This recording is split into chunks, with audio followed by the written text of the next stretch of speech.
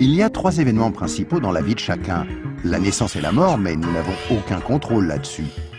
Mais il y a aussi le 3e, le jour où nous demandons à Jésus de nous pardonner, quand nous lui demandons de nous donner son casier judiciaire vierge. Il y a certaines idées reçues à ce sujet, mais dans la Bible, le principe du pardon de Dieu est clair.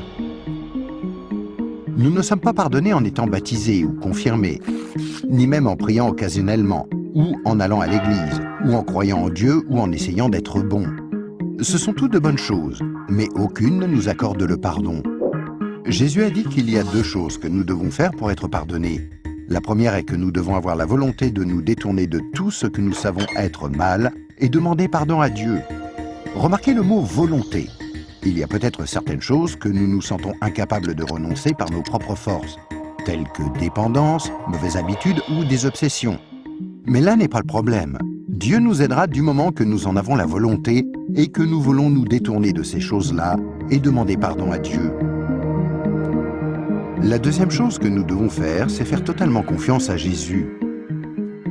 Si Dieu t'a créé, ainsi que l'univers tout entier, ne penses-tu pas qu'il mérite d'être la personne au centre de ta vie? Faire totalement confiance, c'est reconnaître que Jésus est ton sauveur et accepter de le suivre. Quand tu es né, c'est comme si Dieu avait ouvert un livre sur ta vie. Maintenant, garde en tête que Dieu voit tout ce que tu fais. Il connaît chaque attitude, chaque pensée, chaque motif et chaque action. À chaque fois que nous brisons juste une des lois de Dieu, c'est écrit dans ce livre. Tu imagines bien qu'à la fin de nos vies, il y a toute une bibliothèque de livres contre nous. Mais quand tu te tournes vers Jésus et que tu lui fais confiance, il se passe quelque chose d'incroyable. C'est comme si Jésus prenait ton livre et se tenait en haut d'une falaise et déchirait toutes les pages. Le casier judiciaire entier de tout ce que tu as fait de mal et les jeter dans la mer la plus profonde. Il promet de ne plus jamais se rappeler de toutes ces choses. Jésus prend ensuite une copie de son casier judiciaire vierge que tu lui as demandé de te donner et il la glisse entre les 2 couvertures du livre où ton nom est inscrit. Ce nouveau livre est gardé précieusement au ciel. Le miracle est que l'on ne touche plus à ton livre à partir du moment où tu demandes à Jésus de te pardonner et jusqu'à ta mort. Même si tu fais des erreurs et brises encore les lois de Dieu. Devenir un chrétien ne te rend pas parfait sur le coup, et tu ne peux pas non plus dire une prière rapide et ensuite retourner à ton ancienne manière de vivre. Rappelle-toi, Dieu t'a pardonné pour toujours quand tu lui as demandé le casier judiciaire vierge de Jésus. Tout ce qu'il demande, c'est que tu lui soumettes tout et le laisses te purifier jour après jour. Quand tu mourras, tu passeras en jugement devant Dieu. Il ordonnera à ses anges d'aller chercher ton livre. Il l'ouvrira et dira « Cette personne était parfaite ». Et tu répondras « Non, je ne l'étais pas. J'ai enfreint tes lois. Est-ce que je ne mérite pas d'aller en enfer ?» Et Jésus te dira « Selon la justice, tu mérites d'aller en enfer. Tu as enfreint mes lois, et certaines, de nombreuses fois. Mais, mon enfant, tu as mon casier judiciaire vierge. Celui que je t'ai donné quand tu t'es tourné vers moi et que tu m'as fait confiance, et je t'ai pardonné. Bienvenue au ciel. » C'est pourquoi Jésus est si merveilleux.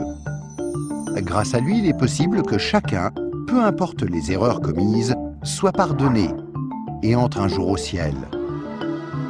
Imagine que tu ne te sois jamais tourné vers Jésus. Pense à ce qui pourrait t'arriver. Quand tu mourras, tu iras devant Dieu lors du jugement et Dieu te dira « Je suis désolé, je ne peux pas te laisser entrer au ciel, je dois t'envoyer en enfer.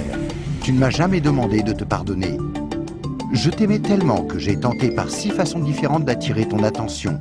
Premièrement, je suis mort sur la croix pour prendre sur moi ta punition. Deuxièmement, quelqu'un t'a expliqué d'une manière simple que tu pouvais être pardonné.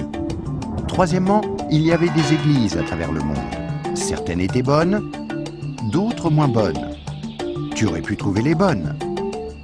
Quatrièmement, je t'ai donné une conscience pour que tu distingues le bien du mal.